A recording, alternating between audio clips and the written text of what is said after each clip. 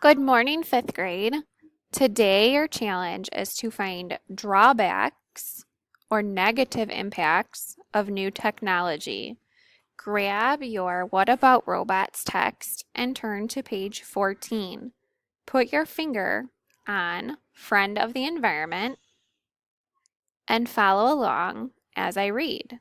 Remember, think about the drawbacks of technology. You will write them on your graphic organizer when we're finished reading together. Friend of the environment. Many people are worried about the increase in the use of robots. They think that robots will become a foe and harm the environment. Robots are made out of materials that are mined. Mining can damage the environment.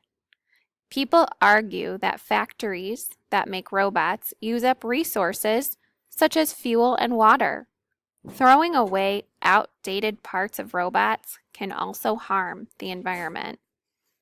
However, the counterpoint to people's worries is that robots can help the environment.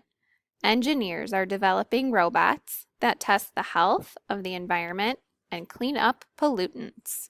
Some robots use solar power, which is environmentally friendly.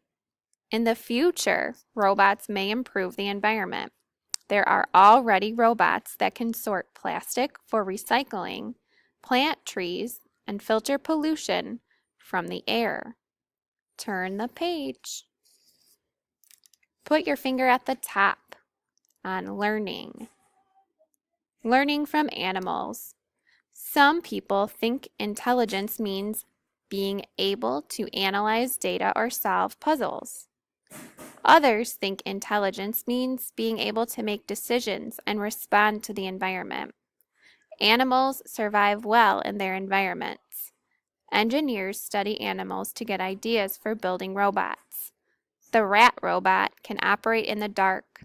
The rat robot has touch sensors in its whiskers, cameras in its eye sockets, and tiny microphones in its ears. The rat robot can be used in smoke-filled rooms or underground.